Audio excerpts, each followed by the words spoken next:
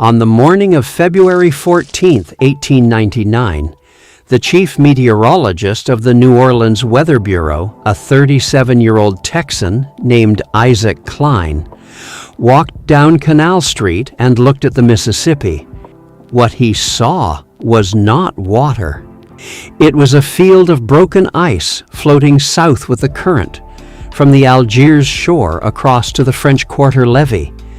The floes were 3 to 12 feet across, several inches thick, dark with river sediment, and moving toward the Gulf of Mexico 90 miles downstream. Klein had lived in the South his whole career and had never seen ice on the Mississippi at New Orleans. Nobody on the levee had seen it either.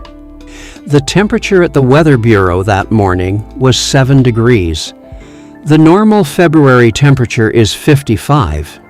The ice was the southern edge of a cold air mass that had been building over the Canadian Arctic for almost a month.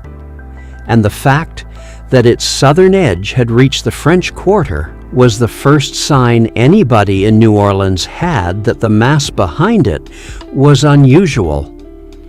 An old deckhand who had been working the New Orleans waterfront since the 1860s told Klein on the levee that morning that his own father had spoken of ice in the river in the winter of 1784, more than a century earlier, but that nobody alive in 1899 had any direct memory of it. The 1784 reference, which turned out to be accurate, was the only time anyone in New Orleans could remember ice having been seen on the lower Mississippi. The winter of 1784 was itself the product of a Laki volcanic eruption in Iceland the previous summer that had cooled the northern hemisphere by about 2 degrees.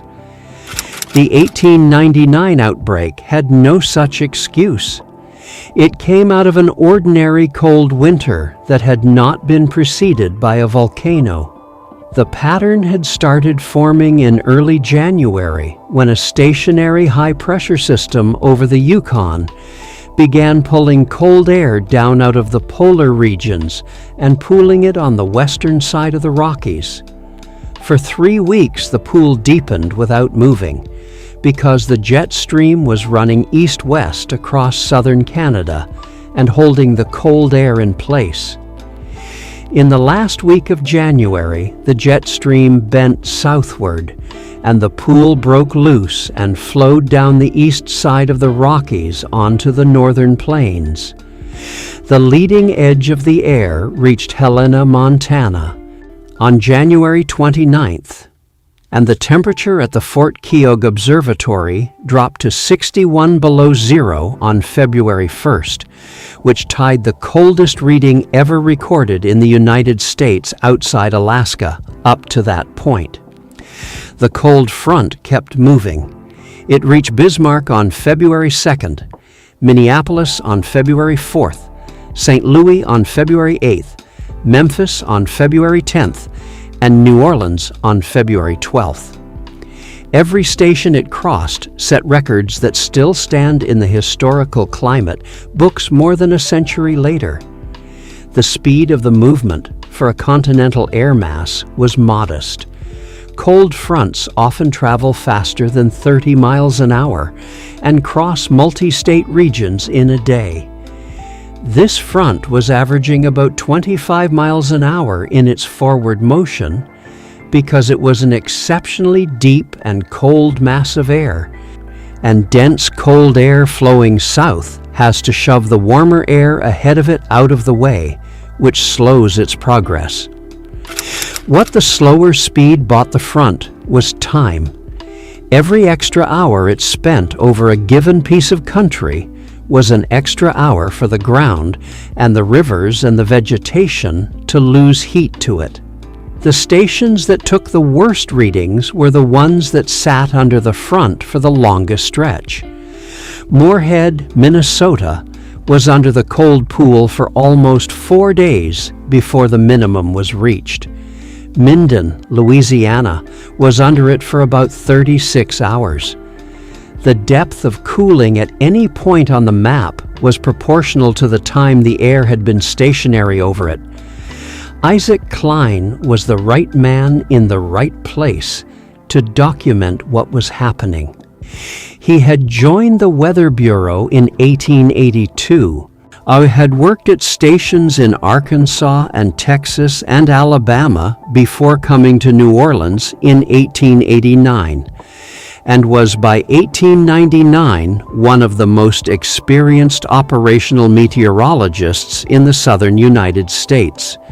He would become famous a year and a half later for the wrong reason, when the Galveston hurricane of September 1900 killed his pregnant wife and an estimated 8,000 other people in a city where he was the local forecaster and where he had failed to warn the population in time. In February of 1899, none of that had happened yet. He was simply the man on duty at the desk in the New Orleans office when the coldest air mass ever recorded over the Gulf Coast arrived over his station.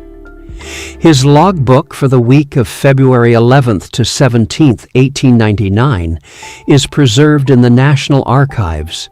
The entries are written in pencil in a steady hand and are formatted as a technical weather record, with columns for temperature, pressure, wind, cloud cover, and remarks. The remarks column for February 13th at 6 in the morning reads that the minimum temperature at the Weather Bureau thermometer had been recorded as 7 degrees above zero. That frost had formed on the inside of the office windows, that the office fireplace had been kept burning all night, and that reports from observers along the river between New Orleans and Vicksburg were describing ice in the channel. 24 hours later, at 6 on the morning of February 14th, the log notes ice in the main channel of the Mississippi at New Orleans, visible from the levee at Canal Street, and a temperature of 6 degrees. By the morning of February 15th, the ice had reached the mouth of the river at Southwest Pass and was being carried into the Gulf of Mexico by the outflow. The ice reaching the Gulf was a moment nobody on the North American continent had ever documented.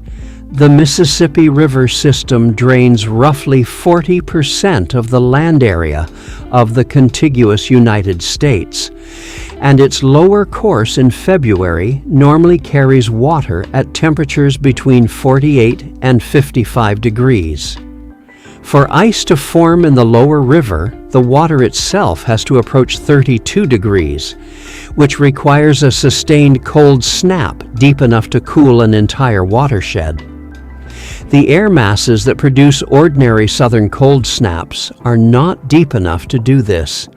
The Arctic outbreak of 1899 was deep enough. It cooled the headwaters of the Mississippi and the Ohio and the Missouri and the Arkansas and the Red all at the same time, for long enough that the combined flow arriving at New Orleans was within a few degrees of freezing and was carrying ice that had formed hundreds of miles upstream in the Ohio Valley and the Middle Mississippi. Reports came in from observers all along the lower river. At Memphis, the Weather Bureau man wrote that the Wolf River was frozen solid from bank to bank for 5 consecutive days, which he had never seen. Vicksburg noted ice on the Yazoo and on the backwaters behind the bluffs, and the report from that station included a description of a mule-drawn wagon crossing the Yazoo on the ice because the ferry had been shut down. At Natchez, the sloughs on the Louisiana side of the river were frozen thick enough to walk on, and a group of teenage boys had spent the afternoon of February 13th running back and forth across a slough near the Vidalia landing until the thin spots started cracking and the man supervising them made them come in. Baton Rouge reported ice on the east bank of the Mississippi extending 20 feet out from shore on the morning of February 14th. None of these observers had ever filed a similar report before, and none of them ever filed one again. The photographic evidence of the 1899 outbreak is extensive and strange. A photographer named Georges-François Meunier, who worked in New Orleans in the 1890s and 1900s, and whose glass plate negatives are now held at the New Orleans Public Library, took a series of photographs on February 14th and 15th of ice on the Mississippi at the Canal Street Landing. The photographs show dark river water churning around pale floating slabs, a steamboat tied to a wharf with icicles hanging from its rigging, and 3 men in overcoats standing on the levee pointing at the ice. One of the photographs captured a snowball fight between longshoremen on the cotton wharf. The cotton itself, thousands of bales stacked under canvas waiting to be loaded onto ships, is visible in the background of several frames with snow on top of the canvas. The snow in New Orleans on the morning of February 14th was 3 inches deep. It was the deepest snow ever recorded in the city up to that time, and it is still on the list of deepest snowfalls in its recorded history. The cold caused serious damage across the South. Citrus groves in northern Florida and southern Alabama and the lower Mississippi Valley were destroyed.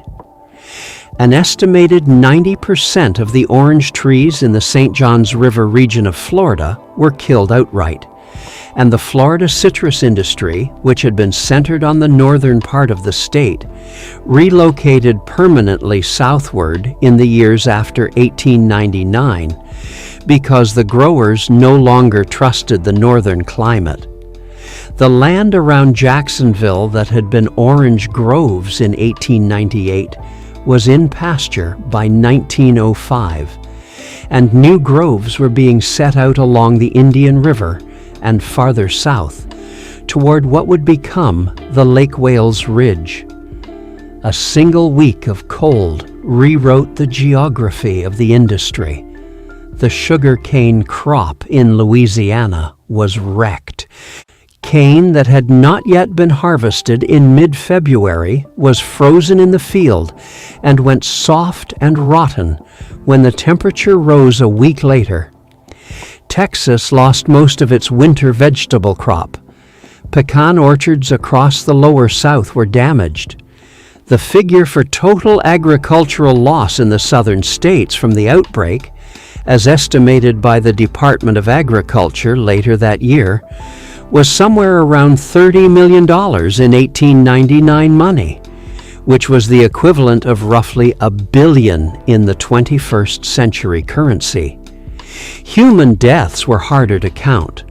The Weather Bureau published a compilation in April of 1899 that estimated the national death toll from the outbreak at about 120 people, most of them from freezing or from house fires lit to fight the cold. The dead included a family of 5 in a tenement in Washington, D.C., who had used a coal oil stove overnight to warm a bedroom and had been killed by the fumes. 2 teenage boys in Kansas City had gone skating on the Missouri and had fallen through a thin spot. A newspaper delivery man in Cairo, Illinois, was found frozen, sitting upright on his delivery wagon, with the reins still in his hands. A homeless man sleeping in a New Orleans alley on the morning of February 14th was found by a patrolman on the morning of February 15th with a thin layer of snow on his coat. The official death toll was almost certainly low, because cold-related deaths in poor households and in rural areas were often recorded on local registers as pneumonia or heart failure, and did not make it into the federal compilation. The temperature records set by the outbreak are still in the books. Tallahassee, Florida, hit 2 below zero on February 13th, which remains the lowest temperature ever recorded in the state of Florida. Minden, Louisiana, hit 16 below zero on the same day, which is still the Louisiana state record. Camp Clark, Nebraska, hit 47 below. Milligan, Ohio, hit 39 below. Fort Logan, Montana, went to 61 below and tied the national lowland record. Moorhead, Minnesota, hit 48 below. The Weather Bureau compiled the whole list in the March 1899 issue of the Monthly Weather Review and noted in its introduction that the outbreak was the most severe in the nation's observational history and that the pattern was probably not repeatable in any normal winter. It has not been repeated. The 1899 outbreak remains. In the Weather Bureau climate record and in the modern NOAA data set that extends it, the deepest southward intrusion of Arctic air ever documented over the contiguous United States. Cold outbreaks of comparable severity have occurred in the plains and the upper Midwest in later years, including in December of 1983 and in February of 1905 and in January of 1985. None of those later outbreaks carried cold of the 1899 intensity all the way to the Gulf of Mexico. None put ice in the main channel of the Mississippi at New Orleans. None dropped the temperature at Tallahassee below zero. The combination of factors that produced the 1899 event, which included the depth of the source pool, the timing of the jet stream bend, and the absence of warm air intrusions to slow the front's progress, has not recurred. A river pilot named Captain John Kleinpeter, who was working out of Baton Rouge in 1899, gave a statement to the New Orleans Daily Picayune on February 16th, describing what he had seen on the rundown from Vicksburg.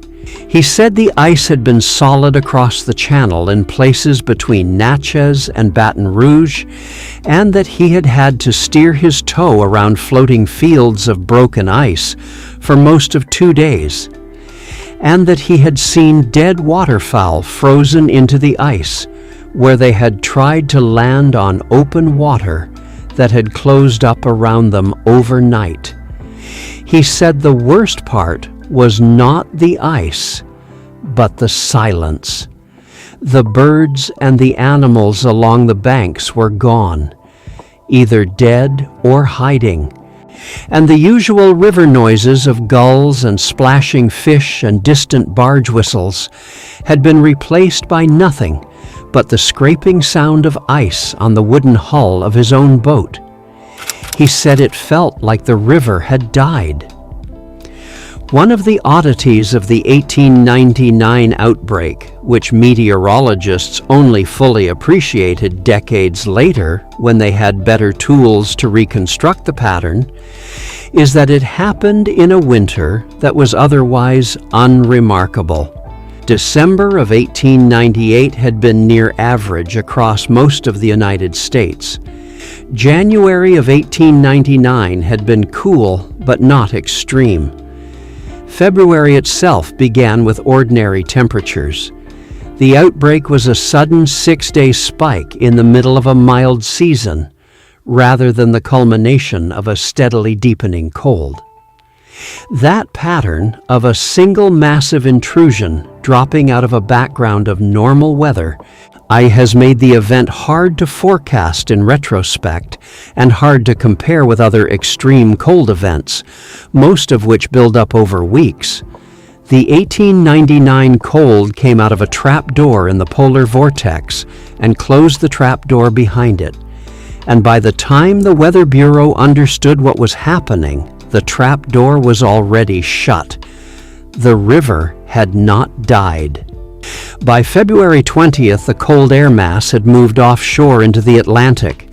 The temperature at New Orleans was back in the 50s. The ice in the channel had melted or had been carried out into the Gulf and dispersed, and the steamboats that had been tied up for a week were running again. The cotton on the wharves was dry.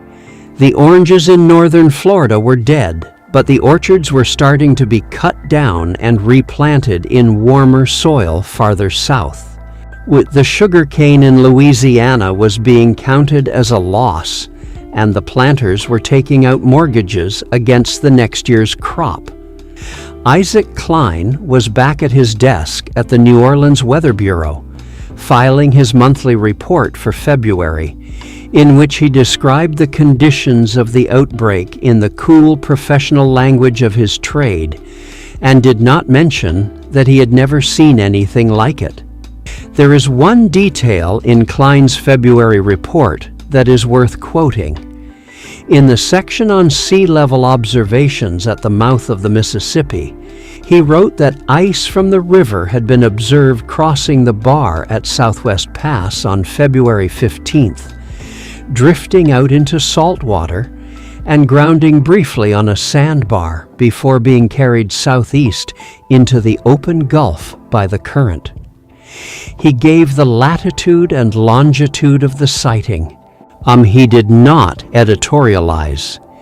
He simply noted the position, which worked out to approximately 29 degrees north latitude at the northern edge of the Gulf of Mexico, about 1,000 miles from the nearest place on the North American continent, where ice from a river had ever been recorded reaching saltwater before. The notation is 2 lines long in the bound volume of the monthly weather review at the National Archives, and it is the farthest south the Arctic has ever reached on this continent, measured by the physical presence of its ice.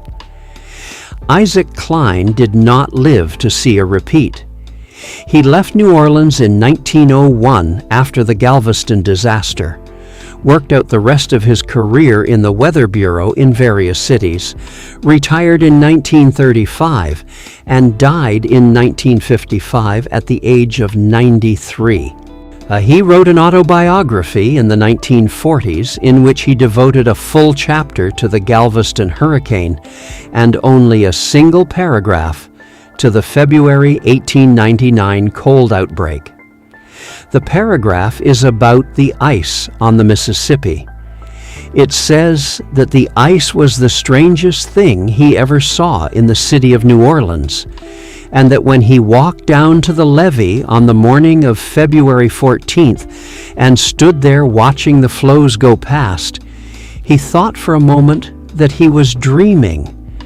Then the wind came up off the river, and it cut through his overcoat, and he stopped thinking he was dreaming and started thinking about the telegram he needed to send to the central office in Washington to report that ice from the Mississippi was entering the Gulf of Mexico, and that he was not sure any of the men in the office in Washington would believe him.